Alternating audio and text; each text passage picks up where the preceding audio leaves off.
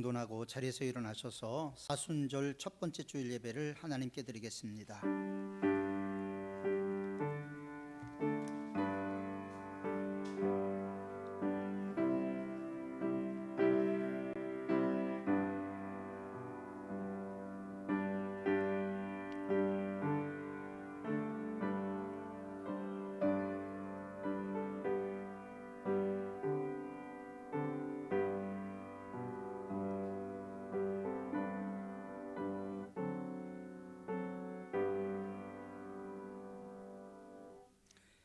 내가 무엇을 가지고 여호와 앞에 나가며 높으신 하나님께 경배할까? 사람아, 주께서 선한 것이 무엇임을 내게 보이셨나니 여호와께서 내게 구하시는 것은 오직 정의를 행하며 인자를 사랑하며 겸손하게 내 하나님과 함께 행하는 것이 아니냐. 아멘. 우리의 피난처가 되시는 하나님 아버지, 지난 한 주간도 저희들을 눈동자와 같이 지켜주셨다가 오늘 사순절 첫 번째 주일 예배를 드리게 하시니 감사드립니다. 사슴이 시냇물을 찾기에 갈급함같이 저희들이 간절한 마음으로 은혜를 사모하고 있습니다. 주님, 이곳에 오셔서 넘치는 사랑으로 채워 주옵소서. 우리의 영적인 눈을 열어주시고 골고다 언덕의 십자가를 바라보게 하시며 사제의 은총과 구원의 감격이 충만하게 하여 주옵소서. 예수님의 이름으로 기원하옵나이다. 아멘. 찬송가 27장, 통합 찬송가 27장 찬송드립니다.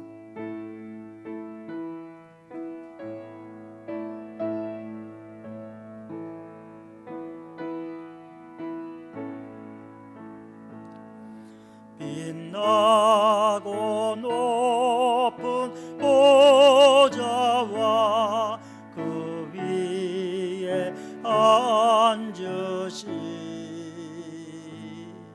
주 예수 얼굴 영광이 해같이 빛나네. 해같이 빛나네. 지극히 높은 위엄과 한없는 자비를 무천사 소리 합하여 늘 찬송 드리네. 늘 찬송 드리네. 영축을 나를 살리려 그 영광 떠나서 그 부끄러운 십자가 날 위해 지셨네. 날 위해 지셨네. 나 이제 생명 있으면 주님의 은혜요.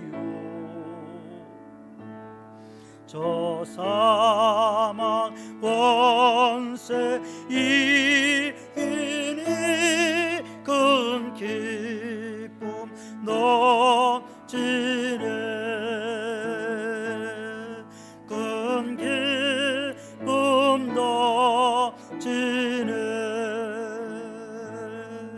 주님의 보좌 있는데 전함목 이르러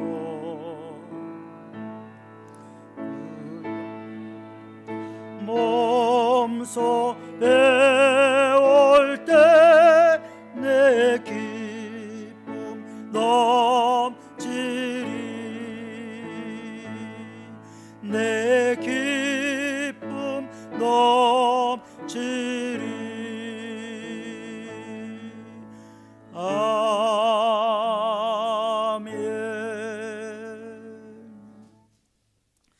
성시교독은 찬송가대 교독문 124번 사순절 첫 번째 말씀입니다.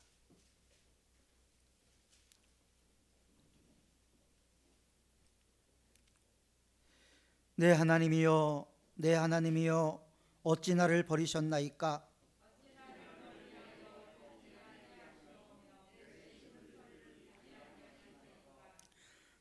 내 하나님이여, 내가 낮에도 부르짖고 밤에도 잠잠하지 아니하오나 응답하지 아니하시나이다.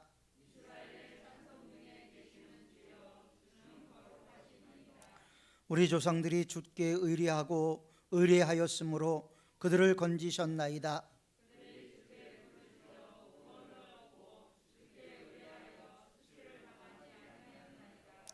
나를 멀리하지 마옵소서. 환난이 가까우나 도울 자 없나이다. 내가 내 모든 뼈를 셀 수 있나이다. 그들이 나를 주목하여 보고 내 겉옷을 나누며 속옷을 제비 뽑나이다.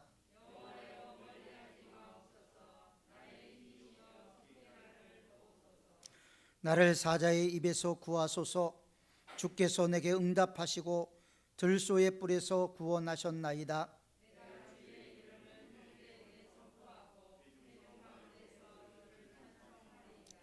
여호와를 두려워하는 너희여, 그를 찬송할지어다.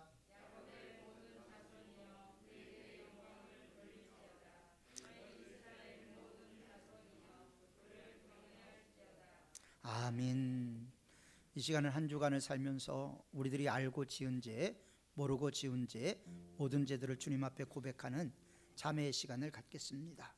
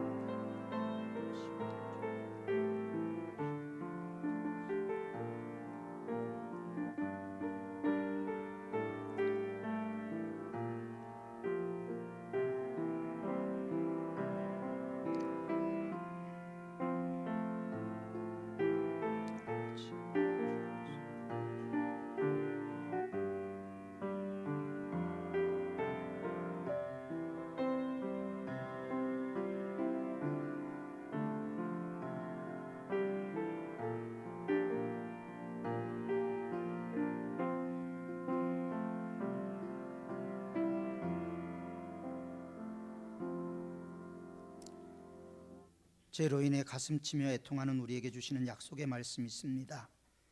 여호와께서 말씀하시되 오라 우리가 서로 변론하자. 너희 죄가 주홍 같을지라도 눈과 같이 희어질 것이요 진홍같이 붉을지라도 양털같이 희게 되리라.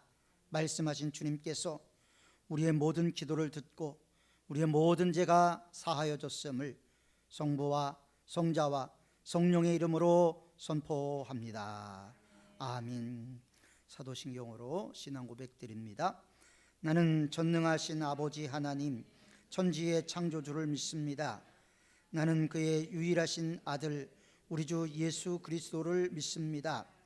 그는 성령으로 잉태되어 동정녀 마리아에게서 나시고 본디오 빌라도에게 고난을 받아 십자가에 못 박혀 죽으시고 장사된 지 사흘 만에 죽은 자 가운데서 다시 살아나셨으며 하늘에 오르시어 전능하신 아버지 하나님 우편에 앉아 계시다가 거기로부터 살아있는 자와 죽은 자를 심판하러 오십니다.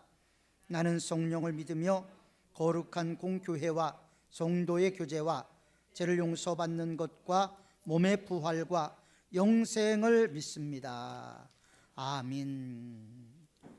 모두 자리에 앉으셔서 찬송가 284장, 통합찬송가 206장 찬송 드립니다.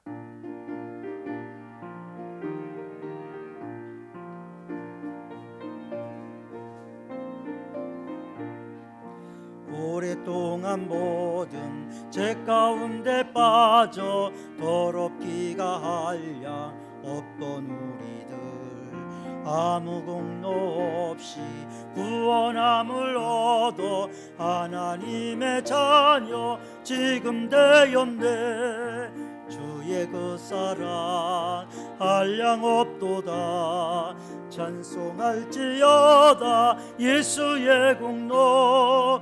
주의 그 사랑 한량없도다. 찬송할지어다 예수의 공로. 주의 보혈로서 정결하게 씻겨 죄악에서 떠난 몸이 되었고 세상 근심 구름 간 것 없어지니 하나님의 빛이 영화롭도다. 주의 그 사랑 한량없도다. 찬송할지어다 예수의 공로. 주의 그 사랑 한량없도다. 찬송할지어다 예수의 공로. 죄의 깊은 잠과 든 세상의 꿈을 어서 깨어나라 나의 친구여. 은혜 받을 날과 구원 얻을 때가 지금 온 세상에 선포되었네. 주의 그 사랑 한량없도다. 찬송할지어다 예수의 공로. 주의 그 사랑 한량없도다. 찬송할지어다 예수의 공로. 손성익 집사님 기도하시겠습니다.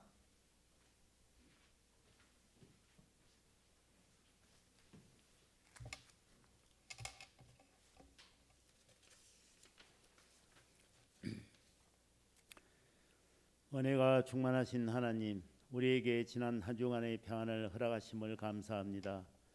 거룩하신 하나님의 전에 당신의 영광을 위하여 나오게 하심을 감사합니다. 우리의 예배를 통하여 하나님께 영광을 돌리게 하시며 우리의 감사를 통하여 하나님의 축복의 역사가 일어날 수 있도록 함께하여 주옵소서. 주님, 우리로 하나님의 나라를 위하여 헌신할 수 있는 복을 허락하여 주시고 헌신의 참된 즐거움을 맛볼 수 있는 큰 은혜를 주옵소서. 우리가 발길로 인하여 하나님의 나라가 확장되게 하시고 우리 입술로 인하여 주님이 전가될 수 있도록 함께하여 주옵소서. 우리에게 주님이 정인이 될 수 있는 권능을 허락하사 우리로 세상에 주님의 정인이 될 수 있는 복을 허락하여 주옵소서. 하나님의 백성을 거룩하게 살아갈 수 있는 권한 복을 다하여 주옵소서. 또한 주의 몸된 교회를 위하여 기도드립니다. 우리의 교회가 주님의 몸으로 합당하도록 은혜를 다하여 주옵소서. 세상에서 구원 방주 역할을 능히 감당할 수 있게 하소서. 꺼져가는 진리의 횃불을 다시금 불태우는 교회가 되게 하여 주옵소서. 주님의 삶을 본받고 따르는 교회가 되어 세상을 정화시키는 소금의 역할을 감당하게 하옵소서. 그리하여 거친 세파에서 방황하는 성령들이 우리 교회를 통하여 주님의 사랑을 깨닫고 진리의 말씀으로 인도되어 새로운 삶을 살아가게 하시며 믿음과 소망과 사랑으로 가득 차서 하나님을 경외하고 이웃 사람들에게 하여 주옵소서. 오늘 말씀 전하시는 목사님과 함께 하여 주시고 우리 그 말씀을 듣고 우리의 삶이 더욱 하나님 앞에 거룩하게 살아가도록 도와주시기를 원합니다. 이 자리에 보이지 않는 지체를 위하여 기도드립니다. 그들이 고통 중에 있는 주께서 고통에서 해방되게 하시고 그들이 고난 중에 있거든 평안하게 하시고 그들이 주님의 공의에 거이지 않아 이 자리를 있게 하거든 긍휼히 여기사 마음을 돌이켜 주님만 바라볼 수 있도록 함께 하옵소서. 모든 사람으로 충만하신 우리 구주 예수 그리스도의 이름으로 기도드립니다. 아멘.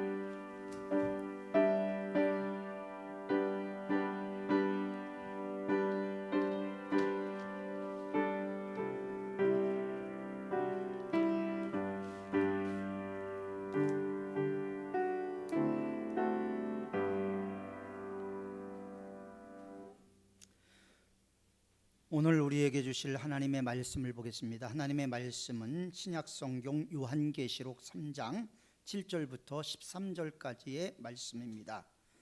요한계시록 3장 7절부터 13절까지 신약성경 401쪽에 나와 있습니다. 하나님의 말씀입니다. 하나님의 말씀을 경청하시기 바랍니다.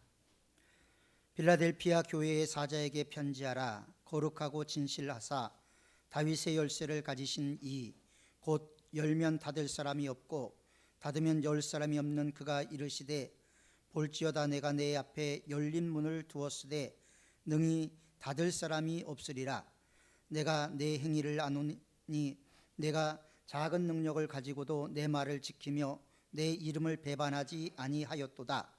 보라, 사단의 회당 곧 자칭 유대인이라 하나 그렇지 아니하고 거짓말하는 자 중에서 몇을 내게 주어 그들로 와서 내 발 앞에 절하게 하고 내가 너를 사랑하는 줄을 알게 하리라.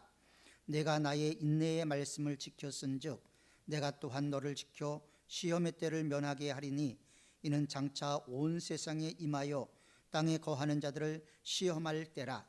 내가 속히 오리니 내가 가진 것을 굳게 잡아 아무도 내 면류관을 빼앗지 못하게 하라.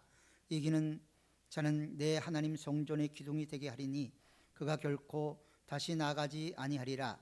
내가 하나님의 이름과 하나님의 성 곧 하늘에서 내 하나님께로부터 내려오는 새 예루살렘의 이름과 나의 새 이름을 그 위에 기록하리라. 귀 있는 자는 성령이 교회들에게 하시는 말씀을 들을지어다. 아멘. 기도하겠습니다. 사랑과 은혜가 풍성하신 하나님 아버지, 오늘 2월의 네 번째 주일을 맞이하여 주님 앞에 나왔습니다. 지난 한 주간도 코로나 상황 가운데서 우리를 지켜주시고 보호하여 주셨다가 오늘 예배의 자리까지 인도하여 주신 은혜 감사를 드립니다. 이제 저희들이 봄을 준비하게 하시고 춥고 어두운 겨울을 떨쳐버리고 희망과 꿈으로 가득한 날을 저희에게 올 수 있도록 허락하여 주옵소서. 코로나19도 소멸하여 주옵소서. 사순절 첫 번째 주일을 맞이했습니다. 우리를 대신하여 말할 수 없는 온갖 고난을 당하시고 심지어 십자가의 죽기까지 우리를 사랑하신 예수님의 사랑과 은혜를 기억하며 주님을 온전히 닮아가는 저희들 되게 하옵소서. 이 시간 부족한 종 말씀을 선포하고자 합니다. 거룩한 말씀을 잘 운반할 수 있도록 성령님께서 주장하시고 우리 가운데 임하시어 영과 진리의 예배가 되게 하옵시길 우리 구주 예수 그리스도의 이름으로 기도하옵나이다. 아멘. 오늘도 변함없이 주님 앞에 나온 여러분들에게 하나님의 위로와 평강과 축복이 충만하시기를 축원합니다. 언젠가 강주의 한 아파트에서 불이 났습니다. 주민 2명이 추락해서 중상을 입었고 7명이 화상, 질식, 경상을 입는 안타까운 사건이 발생을 했습니다. 6층에서 불이 났는데 이 불이 7층까지 번짐으로 인해서 7층에 살던 67세 되신 여자분이 왕강기 밧줄을 타고 내려오다가 2층쯤에서 떨어져 병원으로 옮겨졌는데 중태였다라는 뉴스였습니다. 화재가 났을 때 그분이 왕강기 줄을 잡은 것은 아주 잘한 것이죠. 그러나 그 줄을 끝까지 잡아야 됐지만 끝까지 잡지 못하고 그 줄을 놓음으로 말미암아 중상의 상태가 되었다라는 것을 인터넷을 통해서 볼 수가 있었습니다. 우리의 삶 가운데도 붙잡아야 될 것들이 있죠. 붙잡지 말아야 될 것도 있습니다. 우리들이 인생을 살아가면서 붙잡지 말아야 될 것을 붙잡아서 인생이 어려움을 당하고 마지막에 지치고 낙심되는 사람들이 있습니다. 심지어는 인생의 파탄을 맞이하는 사람도 있습니다. 반면에 우리가 꼭 붙잡아야 될 것, 그것은 어떻게든지 붙잡아야 되죠. 거기에 어떤 대가가 따르든 어떤 고난이 따르든 어떤 역경이 있든 우리가 반드시 붙잡아야 될 것은 꼭 붙잡아야 하는 것입니다. 붙들지 않으면 결정적인 손해가 임하게 되죠. 돌이킬 수 없는 결과를 초래할 수도 있습니다. 오늘 우리가 읽은 성경 말씀은 빌라델피아 교회에 대한 말씀인데 요한계시록에 보면 7개 교회가 나옵니다. 7개 교회 중에서 칭찬을 받은 교회는 서머나 교회와 필라델피아 교회 두 교회뿐입니다. 7개 교회 중에서 칭찬을 받은 교회가 2교회밖에 없었다는 것은 참으로 안타까운 노릇이죠. 그런데 4개의 교회에는 책망과 칭찬이 동시에 있습니다. 그리고 한 교회에는 아예 칭찬조차 없고 책망만 있는 교회가 있다라는 것을 우리는 요한계시록을 읽으면서 알 수가 있게 됐죠. 예수님으로부터 칭찬을 받은 필라델피아 교회, 이 교회는 도대체 어떤 교회였을까요? 우리 삼원교회처럼 이 교회는 큰 교회가 아닙니다. 작은 교회였습니다. 그렇다면 필라델피아 교회가 칭찬을 받았다면 우리 교회도 이 교회처럼 칭찬받았으면 좋겠다. 예수님으로부터 칭찬받고 인정받는 교회가 되었으면 좋겠다라는 생각을 갖게 됐습니다. 여러분들의 생각은 어떻습니까? 우리 교회가 주님이 오실 때 칭찬받을 만한 교회인가요? 아니면 주님으로부터 책망을 들을 만한 교회인가요? 우리 스스로를, 우리 자신을 되돌아봐야 되지요. 왜냐하면 교회라는 것은 한 사람 한 사람의 신앙이 모여져서 교회라는 큰 공동체를 이루기 때문에 나의 신앙의 모습이, 나의 신앙의 온도가 결국 교회의 온도가 될 수가 있기 때문입니다. 필라델피아 교회는 당시에 핍박을 받았던 교회입니다. 초대교회는 엄청난 고난과 핍박을 받았고 필라델피아 교회 역시도 핍박을 받았던 교회죠. 자칭 유대인이라 하는 자들의 핍박과 해방이 있었음을 알 수가 있습니다. 그럼에도 불구하고 이 교회는 예수님을 배반하지 않았습니다. 예수님께서 배반하지 않는 그 교회를 너무나 귀하게 여기셔서 내가 믿음의 말을 지켰으니 나도 너를 지켜서 이 어려운 시험의 때, 환난의 때를 명쾌 해주겠다 약속을 하셨습니다. 그리고 예수님께서 이 칭찬을 끝으로 모든 것을 마무리한 것이 아니고 당부의 말씀을 하셨다는 것을 우리는 성경을 통해서 볼 수가 있게 됐죠. 예수님께서 간곡하게 부탁하신 것은 과연 무엇일까요? 그것은 너희들이 가진 것을 굳게 잡아 아무나 내 면류관을 빼앗지 못하도록 하라는 것입니다. 이 이야기는 면류관을 이미 받았는데, 면류관을 가지고 있는데 이것을 빼앗으려고 하는 사람들이 있다라는 거예요. 그것을 빼앗기지 말라라는 거예요. 끝까지 붙잡으라는 것입니다. 11절에 그 내용이 나오죠. 누구든지 빼앗지 못하도록 꼭 잡아야 된다라고 말씀을 하고 계십니다. 만일 이것을 빼앗기면 우리들이 그동안 쌓아온 신앙의 모든 것들이 물거품이 되어버리는 겁니다. 이것을 빼앗기면 하나님으로부터 받을 면류관과 상급이 사라져버리고 마는 것입니다. 이것을 빼앗기면 우리는 밤과 어둠 속에서 슬피 울며 이를 갉는 그런 모습이 될 수도 있을 것입니다. 필라델피아 교회가 뺏기지 않도록 굳게 잡아야 할 그것, 우리도 빼앗기지 말고 굳게 붙잡아야 되겠죠. 우리가 신앙생활하면서 굳게 붙잡아야 될 것들이 몇 가지 있습니다. 물론 많이 있지만 그 중에서 제가 몇 개를 뽑는다면 첫 번째로 생명의 주님이신 예수님을 꼭 붙잡아야 합니다. 예수님은 우리를 죄악 가운데 구원하신 분이죠. 우리가 당해야 될 죄의 모든 형벌을 대신 당했습니다. 우리가 져야 될 십자가를 대신 지셨습니다. 우리가 맞아야 될 채찍을 대신 맞았습니다. 우리가 머리에 써야 될 가시관을 예수님이 대신 써 주셨습니다. 예수님은 이 세상에 우리가 살아가 있는 동안 뿐만 아니라 우리가 저 세상 가서도 영원히 경배와 찬송을 받으실 분이라는 것을 우리는 기억하고 꼭 붙잡아야 하는 것입니다. 왜냐하면 예수님을 붙잡았던 손을 놓치는 순간 우리는 영원한 나락으로 빠질 수밖에 없습니다. 영원한 천국, 영생, 송두리째 잊어버리고 말 것입니다. 그러므로 우리는 그 무엇보다도 예수님을 붙잡아야 됩니다. 그리고 예수님을 닮기 위해서 힘쓰고 애쓰는 것을 우리는 게을리해서는 안 되는 것입니다. 교회의 역사는 예수님을 붙잡기 위해서 많은 것들을 희생한 사람들을 우리에게 이야기하고 있습니다. 로마는 10명의 황제가 기독교를 박해했기 때문에 그걸 전문적인 용어로 제10박해라고 이야기를 합니다. 첫 번째 네로가 박해를 시작했죠. 네로 통치 시기에 베드로가 순교를 했습니다. 바울이 순교했습니다. 야고보와 빌립이 순교했습니다. 마테와 마가, 마띠아, 바돌로메, 도마 등이 순교를 했습니다.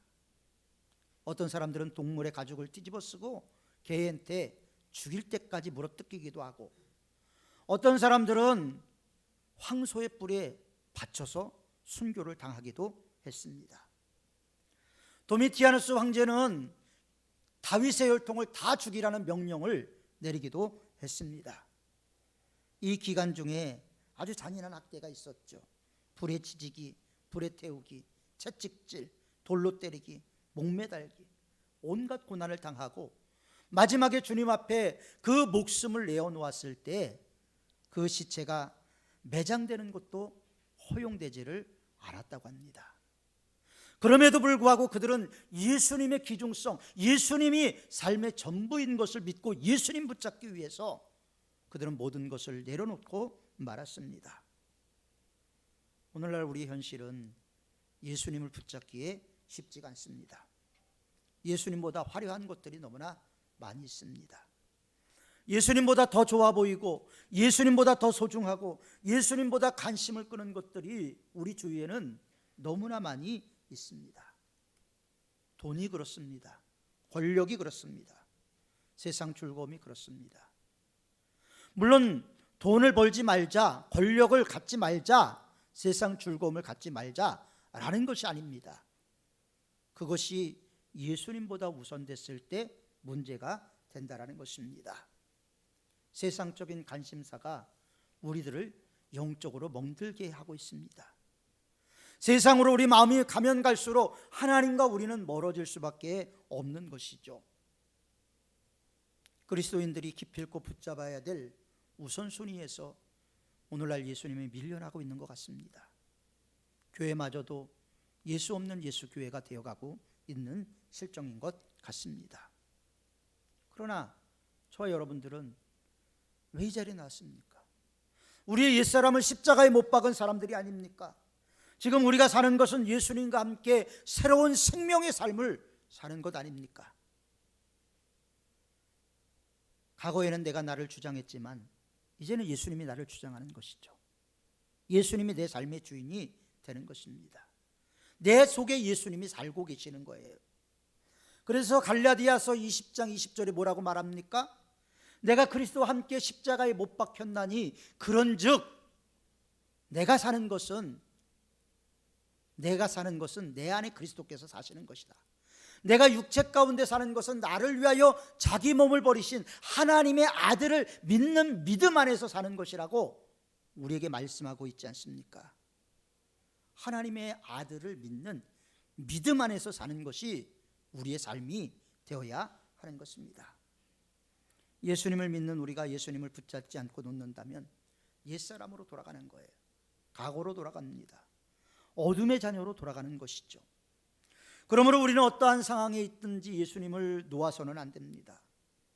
예수님을 놓지 않기 위해서 재물을 포기한 사람이 있습니다. 예수님을 놓지 않기 위해서 권력을 포기하고 지위를 포기한 사람들이 있습니다.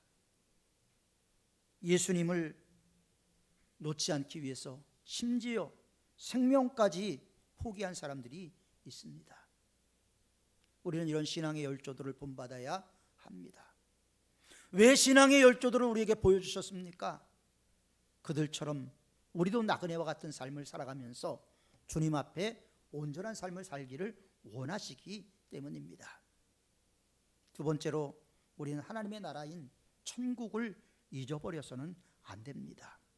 꼭 붙잡아야 됩니다. 오늘날 많은 그리스도인들이 하나님의 나라, 천국에 대한 소망을 잃어버렸습니다.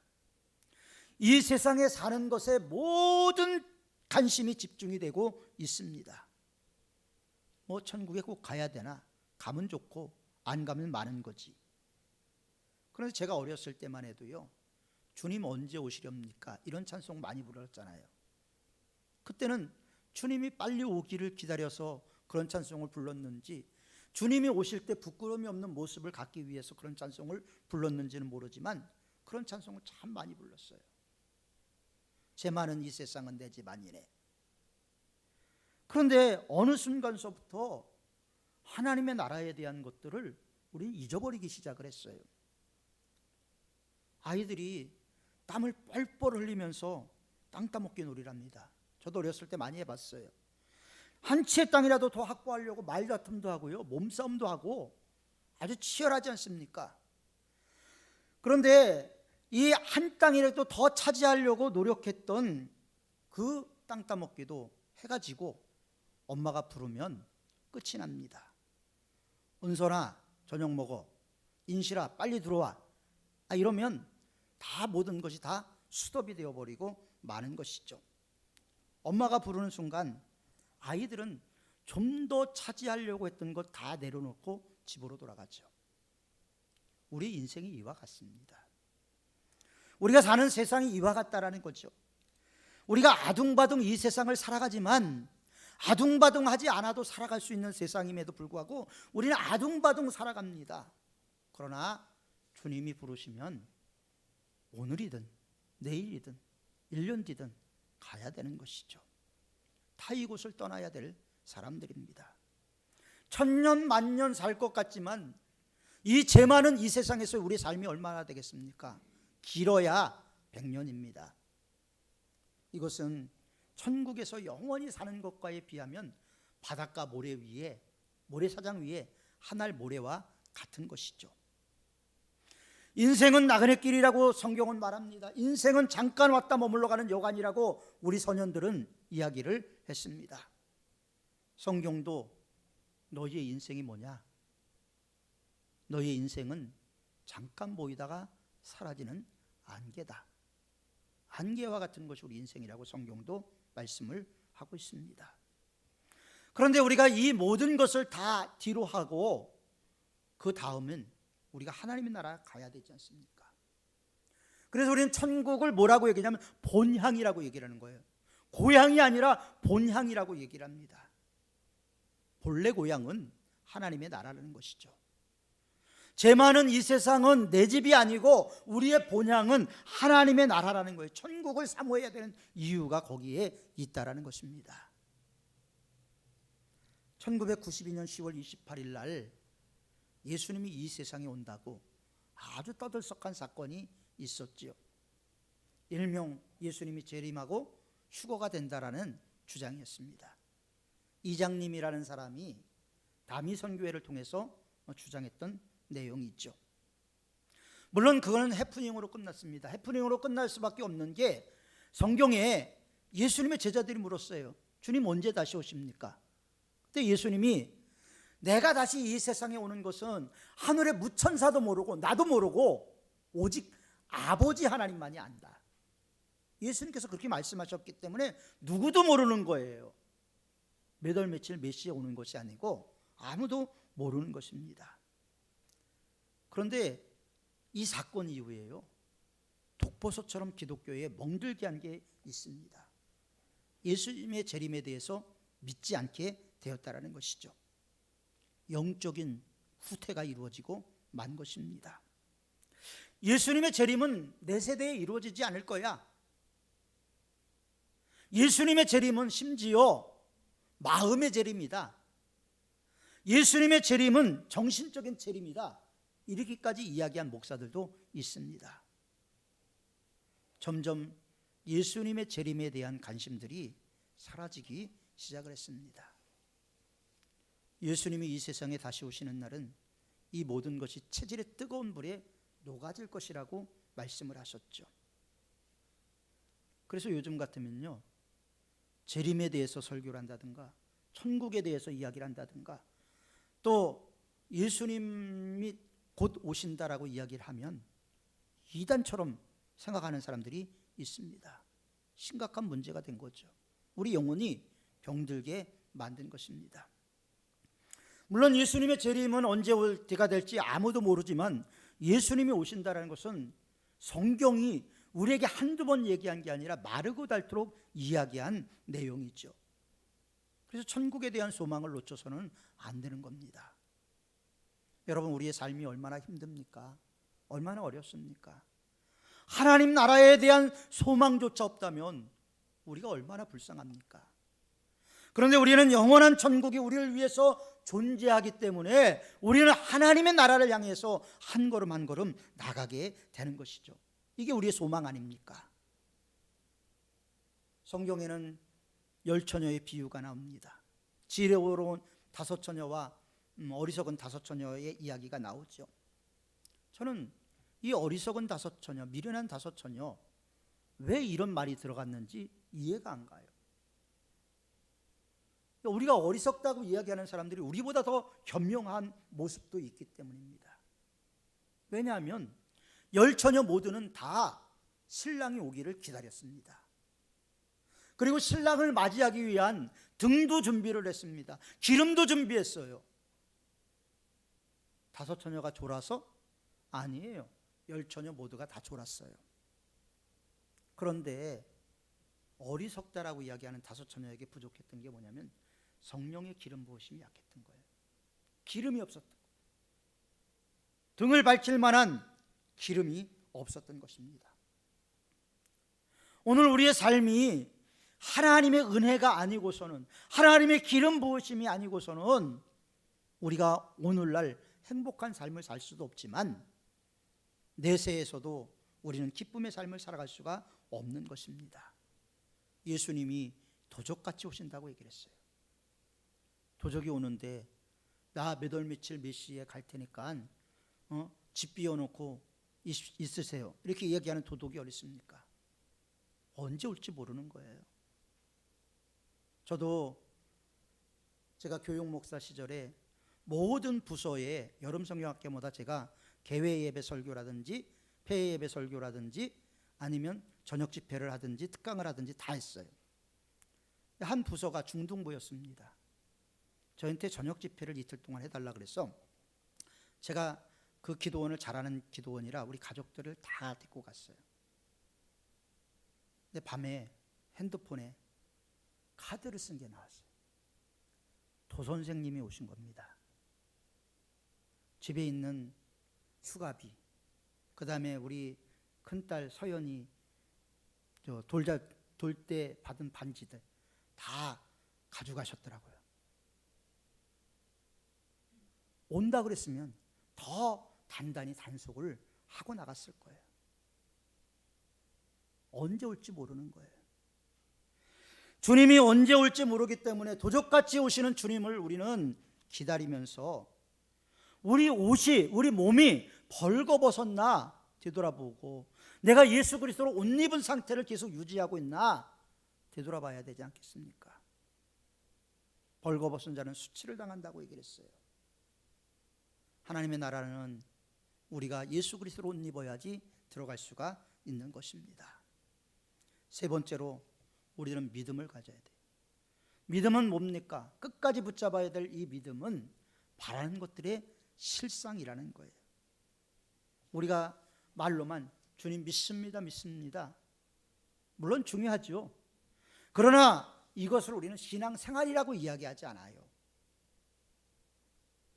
신앙생활은 계시에 의해서 이루어지는 것이기 때문에 그걸 우리는 신앙생활이라고 이야기하지 않습니다. 종교생활이라고 이야기할 수는 있겠죠. 성경은 우리가 신앙생활하기를 요구하고 있습니다.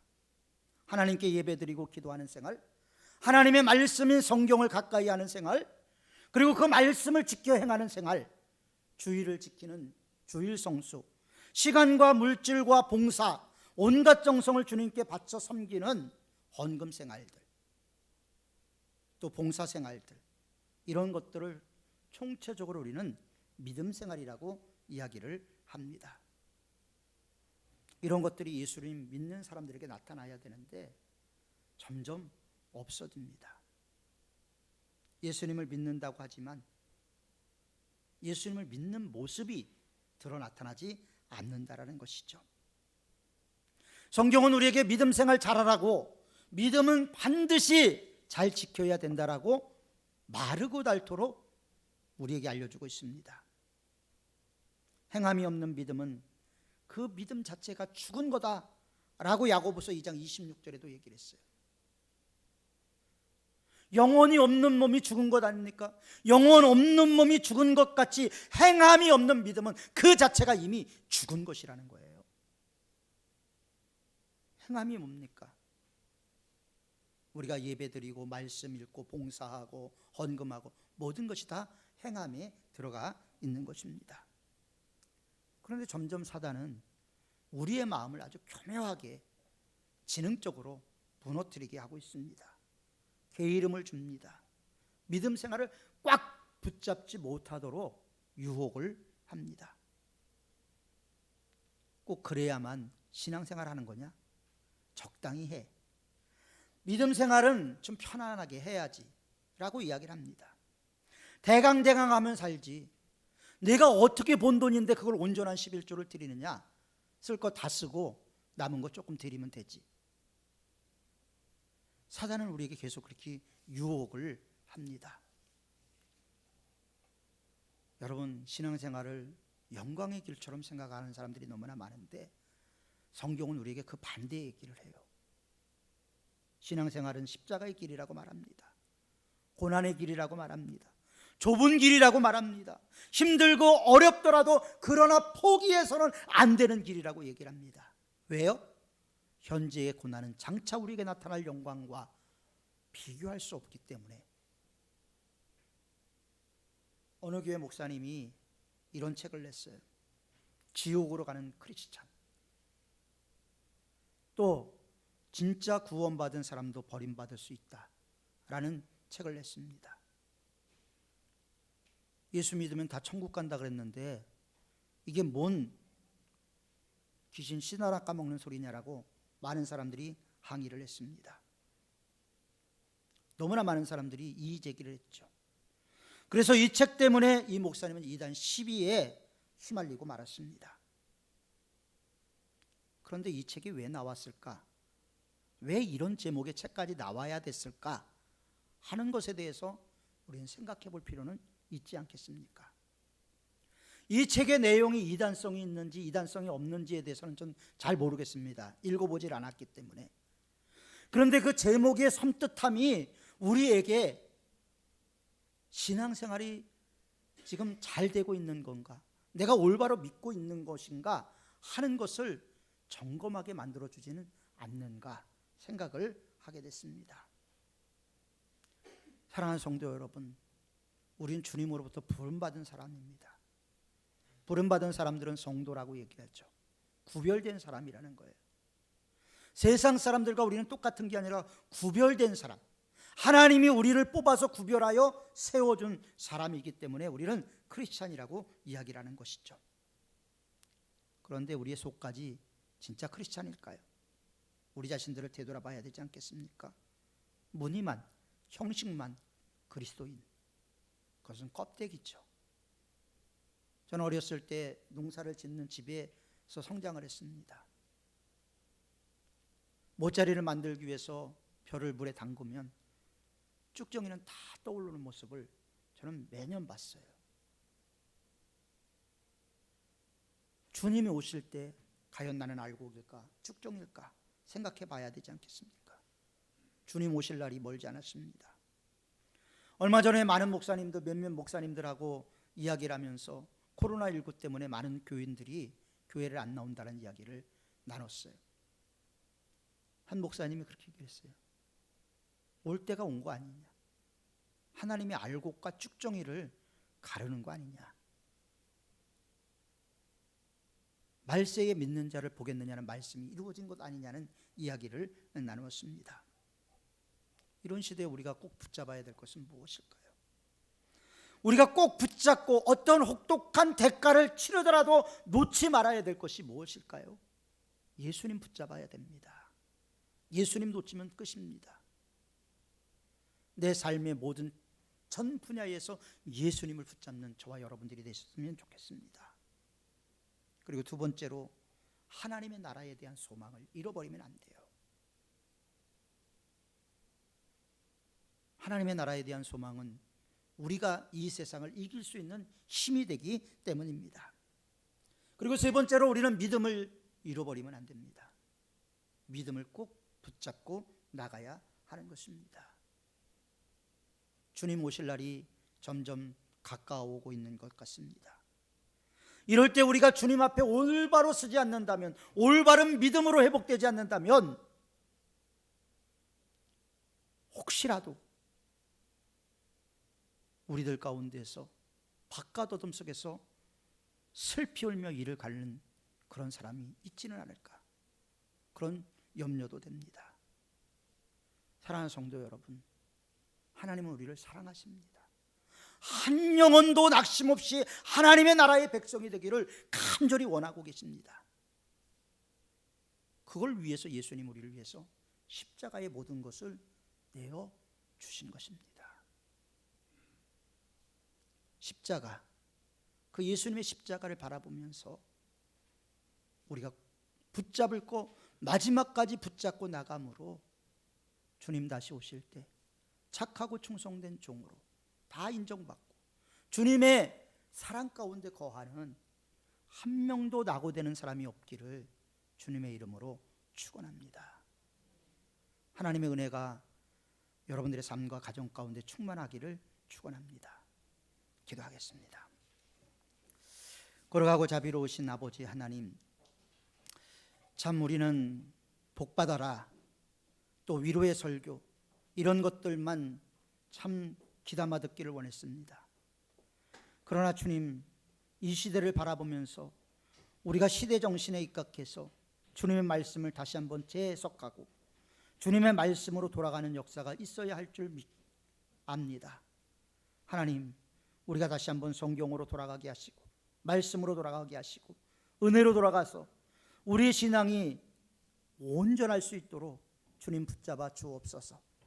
신앙생활은 우리의 힘으로 하는 것이 아니라 능력을 받아서 하는 것이라고 말씀하셨사오니 우리에게 올바른 신앙생활 할 수 있는 능력과 권능을 덧입혀 주옵소서.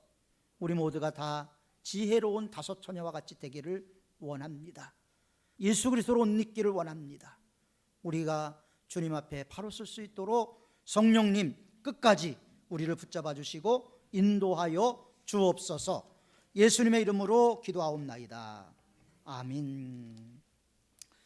우리 주신 말씀 생각하면서 찬송가 458장 통합찬송가 513장 찬송 드립니다.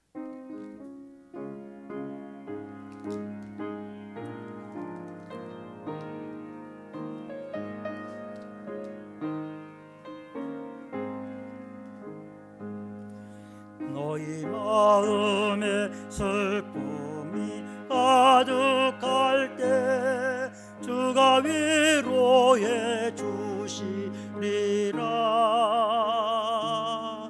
아침에 같이 빛나는 마음으로 너 십자가 지고 가라. 참 기쁜 마음으로 십자가 지고 가라. 네가 기쁘게 십자가 지고 가면 슬픈 마음이 위로받네. 때를 따라서 주시는 은혜로서 가란 심령에 힘을 얻고 주가 언약한 말씀을 기억하고 너 십자가 지고 가라. 참 기쁜 마음으로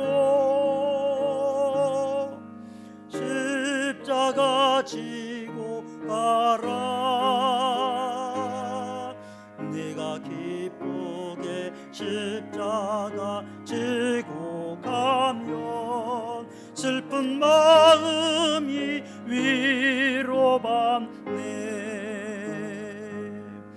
내가 맡은 일 성실히 행할 때에 주님 앞에 위에서 상 받으리.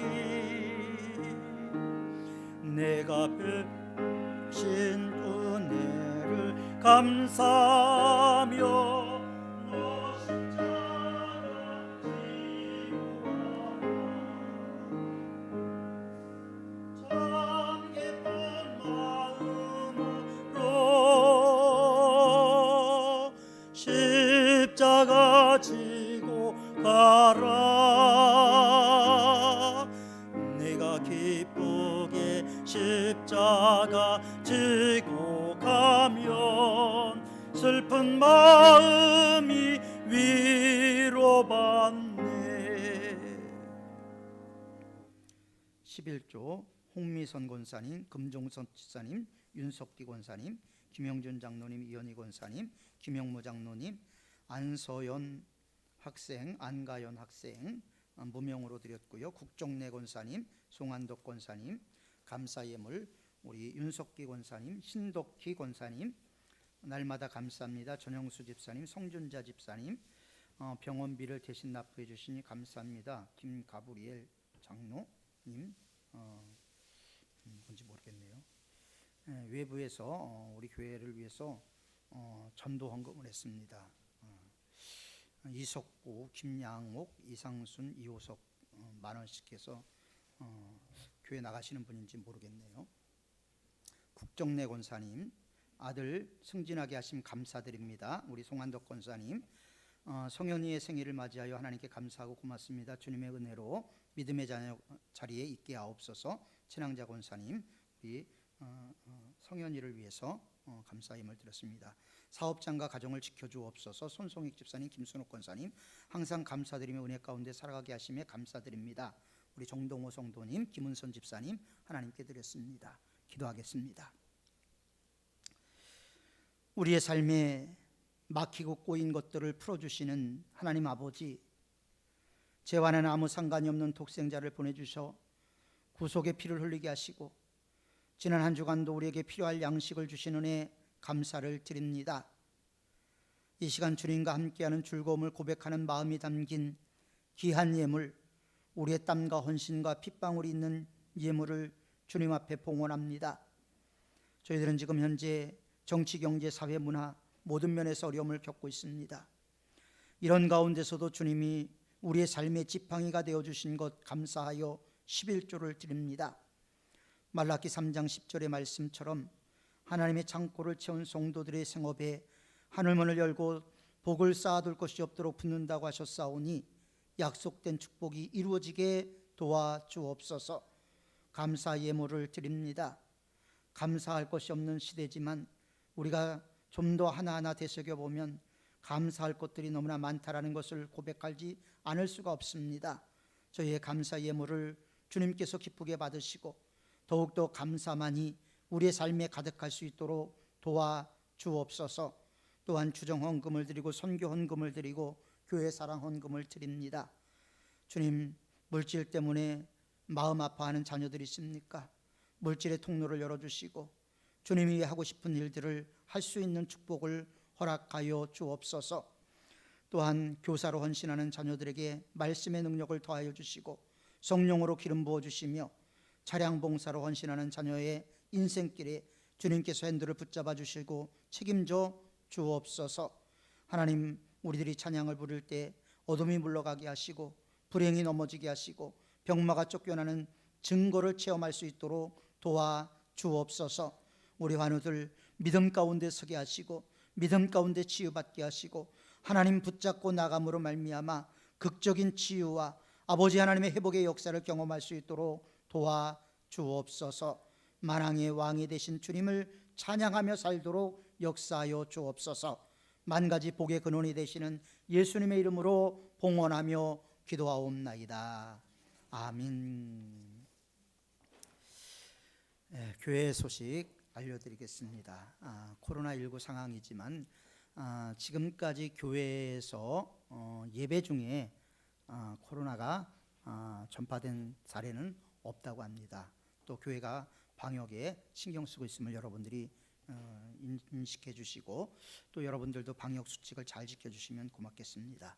사순절 첫 번째 주일입니다. 예수 그리스도의 고난을 묵상하며 사순절을 보내시길 바랍니다.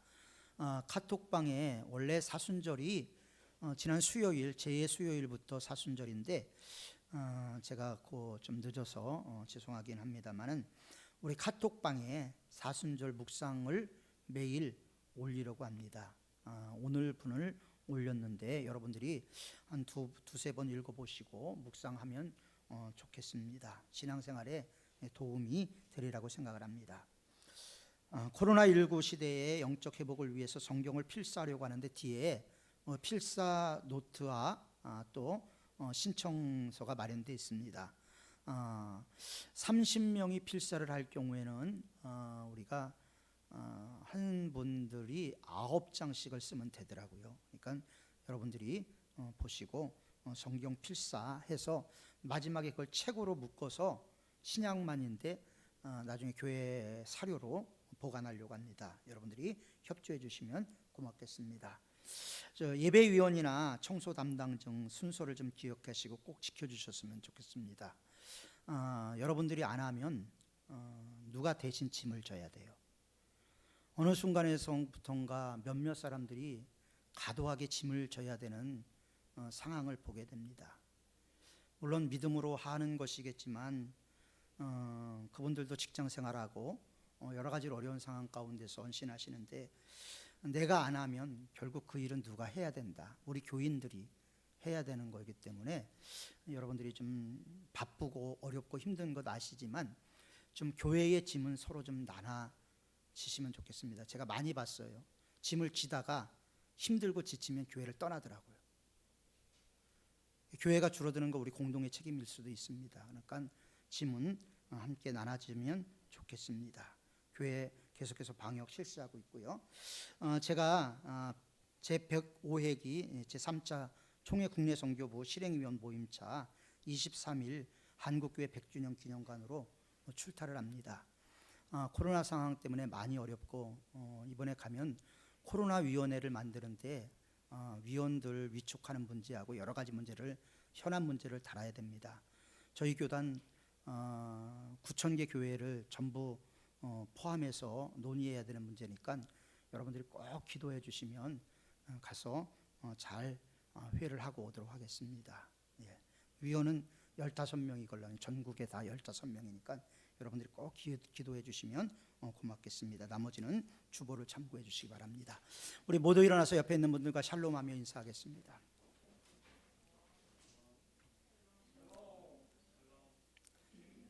예. 여러분 얼굴 뵈니까 너무 반갑습니다.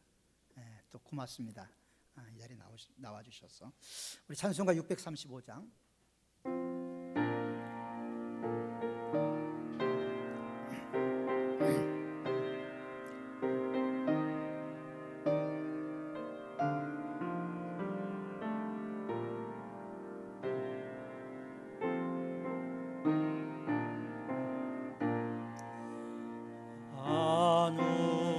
하늘에 계신 아버지 이름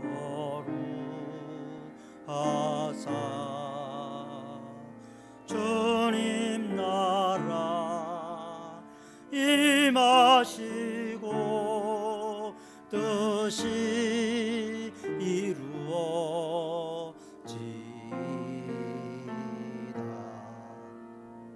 일용할 양식 주시고 우리들의 큰 죄 다 용서하옵시고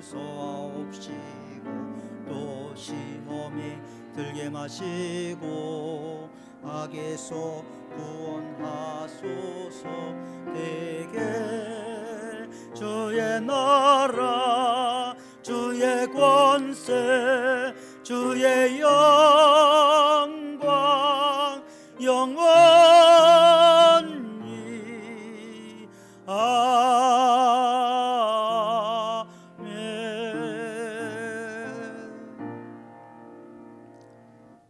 지금은 우리의 온갖 죄와 허물을 홀로 짊어지고 나를 대신하여 골고다로 나가시는 우리 주님 예수 그리스도의 은혜와 사랑하는 독생자를 십자가에 찢어 영원히 멸망받을 수밖에 없는 우리를 구원하신 하나님 아버지의 한량없는 사랑과 친히 우리가 하나님의 자녀인 것을 증언하시는 보혜사 성령님 내주 역사 교통하심이 제 많은 이 세상은 내 집이 아니고 영원한 나라가 나를 위하여 예비되어 있다는 것을 믿고 현재의 고난을 넉넉히 이기며 승리하는 삶을 살기로 결단하고 다짐한 주의 귀한 자녀들 머리머리 위에 이들의 가정과 자녀와 생업 위에 지금부터 영원무궁까지 항상 함께하옵시기를 축원하옵나이다. 아멘.